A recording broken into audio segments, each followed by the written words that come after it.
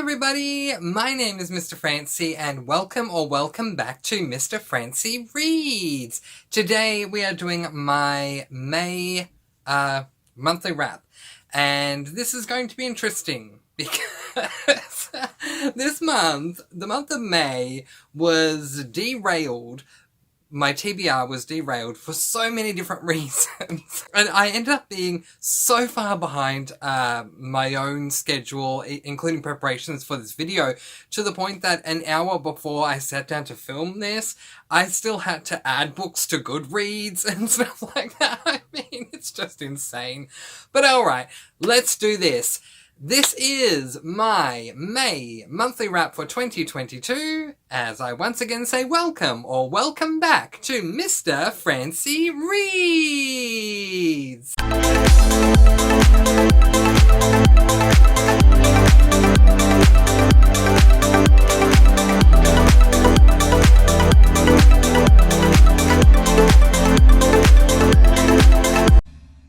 Alright, let's do it. Let's put the monthly stats up on the screen to begin with in 3, 2, 1, go. So, for the month of May, I read a total of 12 books, comprising of 4 cozy mysteries, 4 classics, 1 dystopian, 2 fantasies, and 1 romance. For my age groups, I read 2 YA, 8 adult, and 2 middle grades. For my lengths, I read 1 3/4 tome, 5 half tomes, and 6 novellas, totaling 3,565 pages. And to my star ratings, I had 3 5 stars, 3 4 stars, 4 3 stars, and 2 2 stars. Alright, so let's talk about the first book that I picked up. We don't have a lot of time to communicate this. But if you want to see me discuss these books in a lot more detail, I highly recommend going back and checking out my reading vlogs, because I obviously have a lot more time there to gush or rant or whatever it is. Alright. Let's begin. So we're going to begin with the first 2 books that I read in the month of May, which were both school books. The first one I don't own a copy of, and I'm thankful for that, because if I had wasted money on this book, I tell you, we would have had some issues. Let's put it up on the screen anyway. Here it is. It was called The Metamorphosis by Franz Kafka. Okay, so this book has become the running joke for May. Why? Because in 1 sentence or less, this book is about a bug. The end. You don't need to know anything else. It's about a bug. Oh, let me add this. It's about a bug, and it's not as exciting as you'd think that would make a book be. So, because I mean, you think, okay, it's about a guy who's a bug. Okay, so how did he become a bug? Why is he a bug? What's he doing now that he's a bug? Nothing that he does is interesting, at least not in my opinion. Yeah, from the moment we start reading this book, or I started reading the book, this guy was already a bug. And there was no explanation ever given as to how or why, and he's just trying to live as a bug in his family's house, who don't want him to be around anymore. They know he's a bug, but they think it's better to mourn him as though he died. And it's a bit depressing too, honestly. Anyway, I ended up giving it 2 stars. The second book that I read in the month of May was my second school book, and that was this book, Frankenstein by Mary Shelley. This is actually a reread for me. I read this book I want to say a couple of months ago, but was it last year? Anyway. I've read this book once before. I upgraded my rating this time round, actually. Last time when I read this book, I gave it 2 stars, and this time, upon reread, I actually gave it 3 stars, and I'll tell you why. The ending of this book is just incredible. Just an incredibly passionate ending. Okay, we follow 2 characters in this book. Frankenstein, the human, and Frankenstein, the monster. Anyway, that's how I'm seeing it. That's how I'm saying it. Okay, so Frankenstein, the monster, at the end, gives an incredibly passionate speech, and Yeah, that forced me to bump it up because I missed that the first time. So if you're like me, you're struggling to get through the book, enjoy the last chapter. Take a break, go have a drink, grab something to eat, then come back and then read the last chapter, because this last chapter was golden. It deserved a star in and of itself. But otherwise, I just don't think this is the book for me. So if anyone likes the classics that I don't, I highly recommend you read this. So the next book that I read, I don't own a copy of, but it was great because it helped me to start a series read-along. So I've started a bi-monthly, which is every 2 months, series read-along of The Babysitter's Club. And in May, we read the first book, which is this book, Christie's Great Idea. This is by Anne M. Martin. It is a middle grade something. I don't know. Would we call it a classic? I mean, I'm happy to call it a classic. Anyway, so the point of this book is that we are following 4 characters, but in this book we follow one perspective out of those 4 main characters. And that is the perspective of Christy. And what I have been told is that every book in the series follows another one of the characters. So I assume the first 4 books we have each one that follows one of the perspectives, and then we move on to round 2 and 3 and 4. Kind of like the Animal series. That's what they did there too. Anyway, so the premise of the series and of book 1 is that Christy and a group of her friends, 3 of her best girlfriends, they end up coming together and deciding to create a business that will allow them to make more money, and that business will be in babysitting. So they just run everything from the ground up, from advertisements to having a treasurer, having a secretary, you know, all that sort of stuff. They also have a wonderful logbook where they're all logging in their experiences of babysitting, which was wonderful. Look, I have to say the first half of the book, if I'm to be completely honest, I felt too old when I was reading it. Like, it was just too old for me. And I don't always have that with middle grades books, so I was a bit disappointed. I kind of wish I'd read it when I was younger. In saying that, the second half of the book had me captivated all the way through. And so that has helped me to determine that I'm definitely going to continue on with the series, because I think the second half was really, really good and can't wait to see what they come up with in the next one. So anyway, I ended up giving this book 3.5 stars. So the next book that I read was this humongous book called Dracula by Bram Stoker. So this is an adult classic book, and I end up giving this book 3.5 stars, and I'll explain why. But before I do, I want to answer the question that I put out there at the beginning of this month, which was, I will replace this book if I love it with a much more decent-sized edition. I didn't love it enough, so I'm not going to replace it. During a business visit to Count Dracula's castle in Transylvania, a young English solicitor finds himself at the centre of a series of horrifying incidents. Jonathan Harker is attacked by 3 phantom women, observes the Count's transformation from human to bat form, and discovers puncture wounds on his own neck that seem to have been made by teeth. Harker returns home upon his escape from Dracula's grim fortress, but a friend's strange malady involving sleepwalking, inexplicable blood loss, and a mysterious throat wound initiates a frantic vampire hunt. And there's more to it, but I don't want to say more than that. Yeah, so the first quarter of this book I absolutely loved. The final quarter I absolutely loved, but the quarter 2 and quarter 3 just weren't for me at all. The majority of this book focuses on journal entry writing. And while that's fine, it's not what I thought this book was going to be, so I went in with some preemptive thoughts, and I guess that just ended up letting me down reading the actual book. But if I'm going to read a vampire book, I want a vampire book that is like vampire to the 115th degree. And this just was not that at all. I think the first quarter was fantastic. We're introduced to a vampire in that first quarter, and that was fun. And then quarter 2 and quarter 3, it's just journal entries that are insinuating things to do with vampire stuff, which is fine, but I'd prefer to have not experienced it. And then the final quarter was a action-packed climax, which I did appreciate. So the next book that I read was this book, Basket Case by Nancy Warren. This is an adult cozy mystery book. It is book 1 in the Silver Six Crafting Mystery series, and I gave this book 2 stars. I would like to take this opportunity to give an apology, to make an amends to anyone who picked up this book because of the hype surrounding it, because I was reading the book, and I know Tiffany got on board with me as well, and then a whole bunch of others just decided to start reading it, and we were all incredibly disappointed, and then there were others who loved it, so that's good too. But to those who were incredibly disappointed, I'm so sorry if you picked this book up based on my recommendation.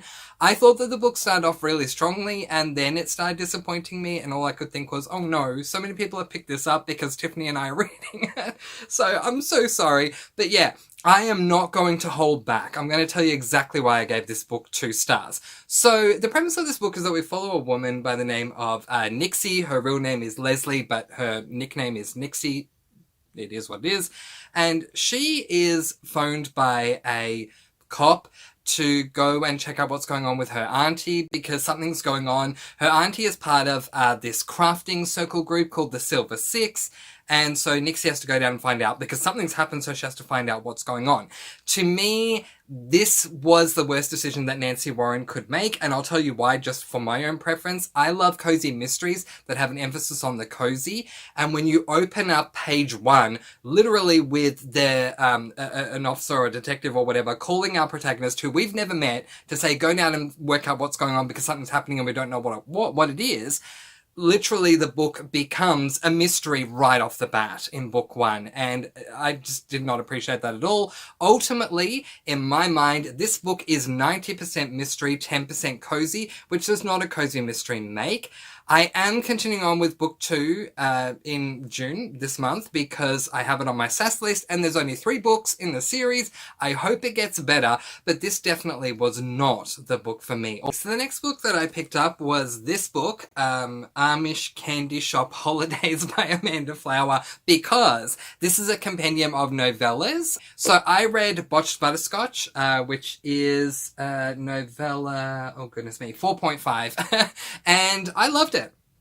I ended up giving it 4 stars. And yeah, so after reading Basket Case, I was in a bit of a mood because, I mean, it just really let me down. And so I picked up Botched Butterscotch just thinking, if anyone's going to make my day right now, it's going to be Amanda Flower. And let me tell you, she absolutely did. It was the breath of fresh air I absolutely needed. So in this novella, I really don't want to say too much at all, but in Botched Butterscotch, we are following Bailey King, which we don't in the other 2 novellas. It is Mother's Day. And Bailey's parents, who were originally in Amish country, but then they left, are now coming back to see their daughter on Mother's Day. And there is a farmhouse that is in trouble because they're not making enough money. So there's a fundraiser that happens, and Bailey needs to make some butterscotch for the fundraiser. We get there, everything's a success, they've raised a lot of money, and just when they're about to hand the money till over to the people, you know, who need it for their farm, they find out that all the money is gone. And so we have to work out who took the money and why. And I love that Amanda Flower has in her novellas mysteries that aren't about people dying. I just love it. It mixes things up because the majority of cozy mysteries, the mystery is always a death. So I love having other types of mysteries in these novellas. Yeah, I absolutely loved it. The cozy side was fantastic. It was the breath of fresh air I needed. The mystery side was okay. And the reveal let me down a little bit. And I've given the book 4 stars. I took off 0.5 because I didn't really enjoy the mystery that much. And I took off 0.5 for the reveal of the mystery. But otherwise, I had a lot of fun. I'm definitely reading book 5, Marshmallow Malice, in June, and I cannot wait.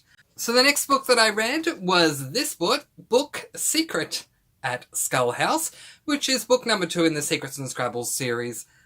By Josh Lanyon. Book number 1 is this book, Murder at Pirates Cove. So, yeah, safe to say one of my all-time faves.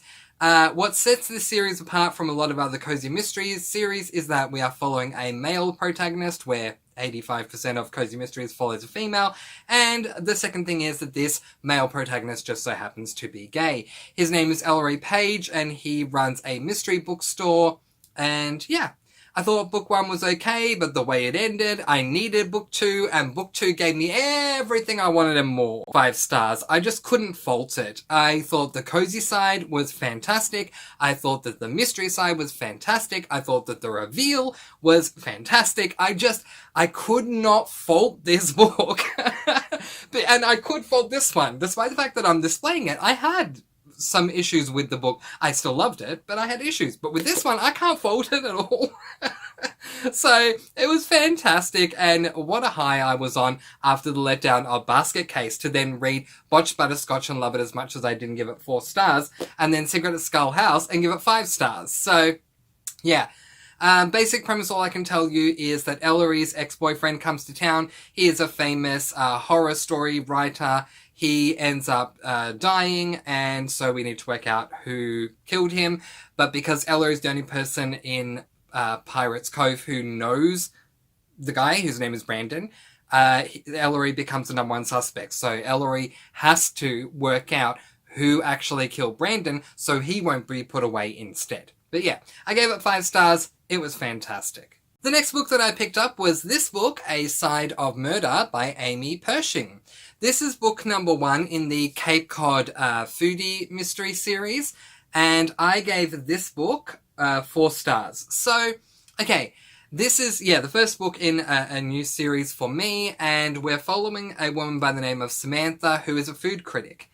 And yeah, look, I wish that the book was a little more cozy than it was. I'd probably say it'd be, 60% mystery, 40% cozy, maybe less. Maybe more like 70% mystery, 30% cozy.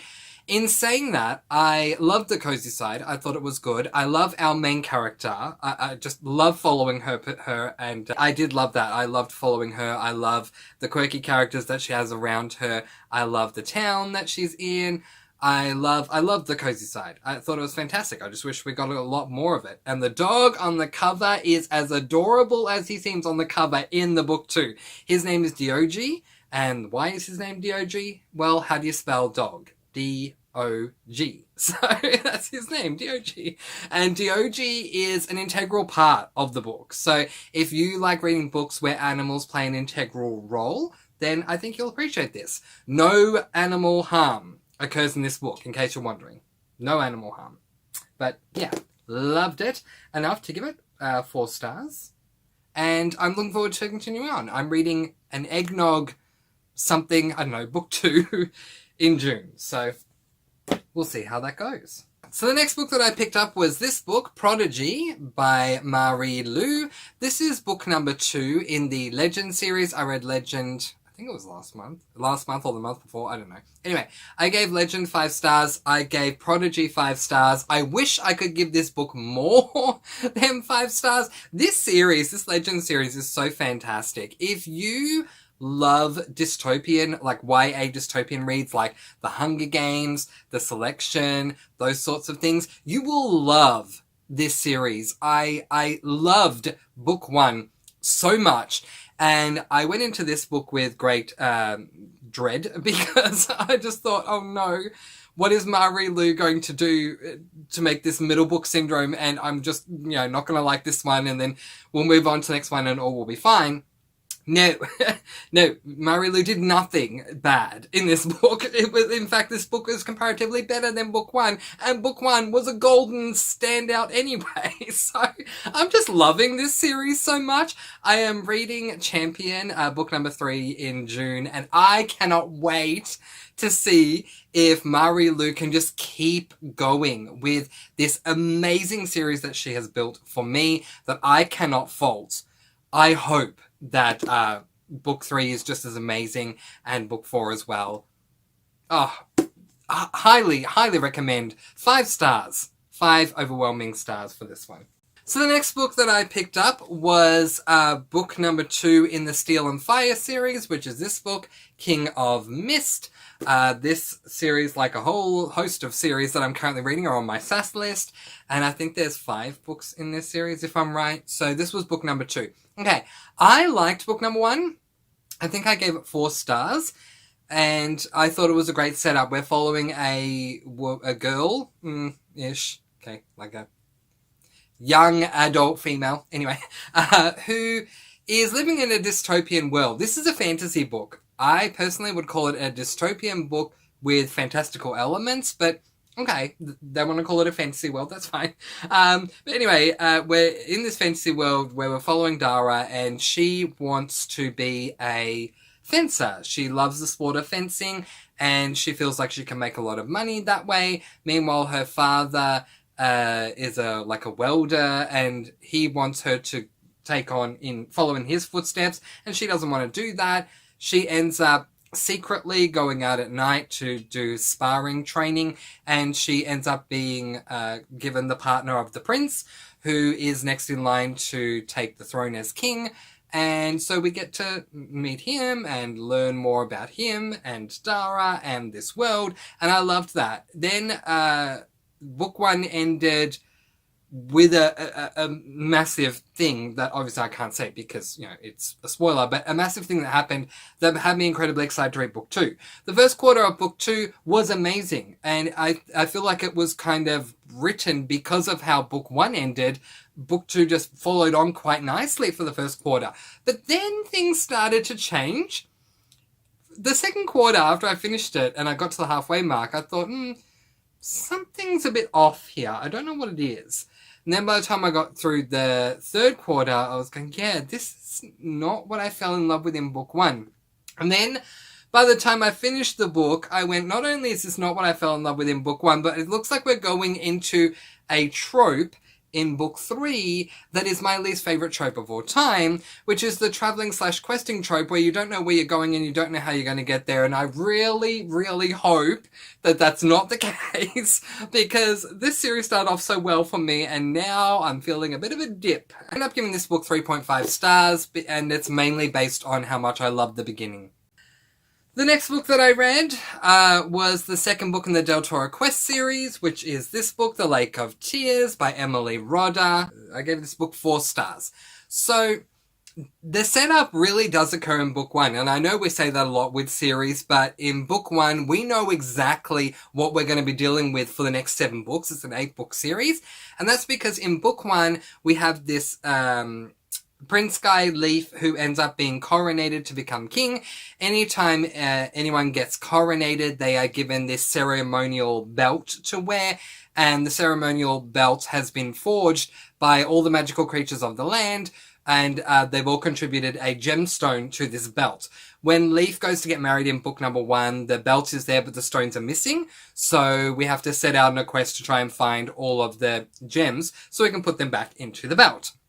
And meanwhile, with the gems being missing, this incredibly dark thing, the evil Shadow Lord, I know, it's an evil dark thing, The evil Shadow Lord has been released, and so the only way to stop the evil Shadow Lord is to get all of the 7 gems back. So in this book, we were looking to get the first one, we did, and now on we go with book 3 and trying to find the next one. These are really short books. They take me less than a day to read. They're 3 hours on audiobook if you're listening at 1x speed. So really, really quick reads, but it doesn't mean that they are any less exciting or impactful. I loved book 1. I also absolutely loved book 2. There's a lot of action, drama, puzzles to work out, lots of fun. So I highly recommend this series. I gave this book 4 stars. So now to where my TBR got a little bit derailed. I wanted to read Midnight for Charlie Bone, and I also wanted to read The Elite by Kiera Cass before the end of the month, and both of those books got started, neither of them got finished, and everything was just turned upside down when I decided I wanted to read a steamy book. So I went out to a Facebook group that is a male book group. So this is a group on Facebook that specializes in books that are male, where 2 guys are in a relationship. And I reached out to them and I said, okay, looking for a male steamy book. What can you tell me? I'd love it if there were cowboys or vampires involved, but I'll take anything that you want to give me. And I ended up settling on this book, which is called How to Vex a Vampire by Alice Winters. So this is an adult male romance book. In my opinion, is this a steamy book? Well, I I guess it depends upon what you call a steamy book. For me, I was thinking this would be full on steam, like so steamy that you can't see. It's like just fog everywhere. But no, there was steam that sort of happened. Okay, let's talk about the book first of all. We are following two characters, and bless me because I forgot their names. Finn and Marcus. So Marcus is a vampire. Finn is a human, and Finn ends up joining the vampire police force in this world. The series is called the Vampire-Related Crimes series, which is interesting for a romance that's called Vampire-Related Crimes. But anyway, so there is a human department for the police, and there is also the vampire department, and that is the humans who do human cases and humans who work on vampire cases. And then there is a whole department of just vampires, and they specifically will work on vampire cases, but they may work on human cases as well. Anyway, Finn is human, and he wants to be a part of the vampire department. So he goes in to the department. He uses his charm with the guy that's in charge who knows him, and he ends up securing a role as the only human in the vampire department. Anyway, he ends up having a crush on the guy that he is partnered with, who is Marcus, who is one of the oldest vampires that's there, and things happen. So there's a thing going on with Finn that I don't want to get too far into, but Finn is trying to run away from a vampire who's trying to harm him, so they have to try and solve that case. And so this is where I felt like it was more of a cozy mystery adjacent, because while there was a little bit more grit, until the 3/4 mark, I'm thinking, this is not a steamy romance, this is like a cozy mystery. Just with, two guys, like Pirates Cove.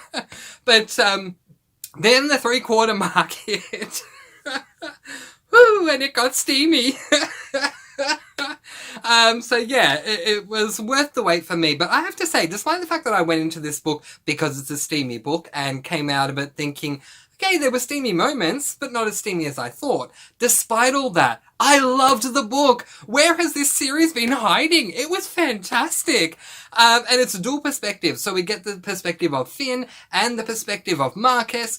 And yeah, if you want a vampire read after reading Twilight Saga or Vampire Academy or whatever, why not join me in a buddy read with this series? Because it's great. I can't say any better than that. I gave it 5 stars. It's not on my SAS list, but I do plan to continue on with the series. And now for everyone's favourite game that we like to call Up. These are most of the books that I read in the month of May 2022. What books did you read in the month of May 2022? Let me know in the comments section below. But in the meantime, that is where I am going to leave it, letting you all go with peace, blessings, and so much love.